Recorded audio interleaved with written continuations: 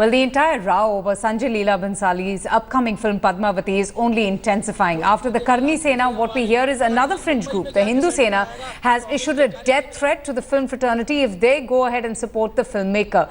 This fringe group, which was protesting against the ace filmmaker in Rajasthan's Karoli, has now issued this death threat. Protesters also burnt effigies of Bhansali in Rajasthan. They have promised to continue disrupting the shoot of the film if they decide to go on and shoot in Mumbai. Fringe outfits like the VHP, ABVP have also joined the Karni Sena bandwagon, lashing out at Bhansali for being insensitive. In fact, speaking exclusively to India Today, Hindu Sena members say that they will continue to stand by what they said.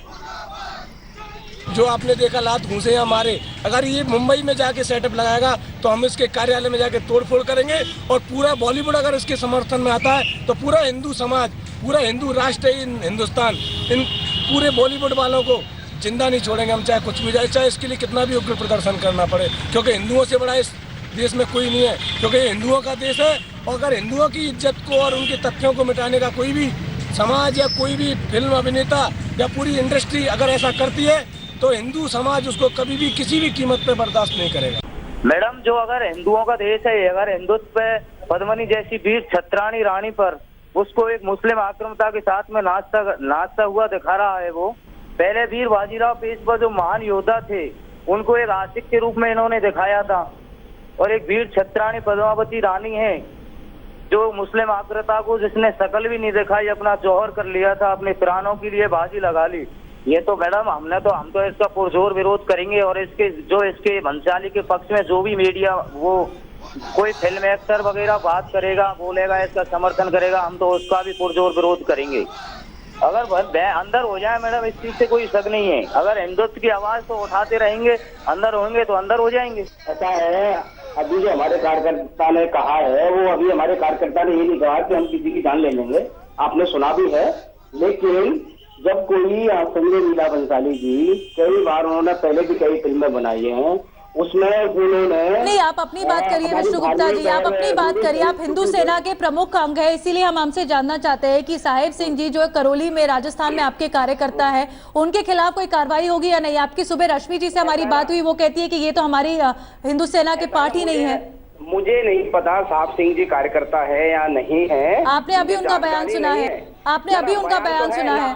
सुनो ना, वो कह रहे हैं कि वो हिंदू सेना से जुड़े हुए हैं। ना हिंदू सेना से जुड़े रहे होंगे, क्या एक हिंदू सेना के मेंबर का बयान इतना महत्व रखता है? नहीं तो हिंदू सेना, क्या आपको लगता है कि आपके कार्यकर्ता कुछ भी कहेंगे और आपके हिंदू सेना के नाम पे उनके खिलाफ कोई कार्रवाई नहीं होनी चाहिए? ऐसा अगर हम देखेंगे ना कि हमारे मेंबर हैं भी या नहीं। Let's go straight across now to Dev Ankur Vadavan. Dev, it's absolutely shocking how members of both the Karni Sena and the Hindu Sena are openly issuing such threats, openly defying all the orders, and they're absolutely nonchalant. In fact, they're more than happy to be put behind bars. So, in this scenario, what does the state government plan to do?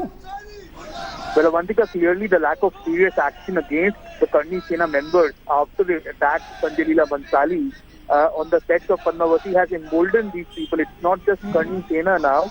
In fact, ABVP, VHP, Karni Sena and the likes of Hindu Sena have clearly joined hands in opposition against Sanjay Leela Bhansali, and they have been now making statements with all the more impunity. The kind of statements that you have heard of late from members of Karni Sena clearly implies that they are not fearing the law. They do not believe that the law can act against them, and clearly the lack of serious action, the lack of FIR against members of Karni Sena who were involved in the vicious attack against Sanjay Leela Bhansali has conveyed them the message that they can act in this manner even further without any serious action from the state machinery taken against them. Avantika? Right. Dev, thanks so much for joining us. I'll come back to you later on.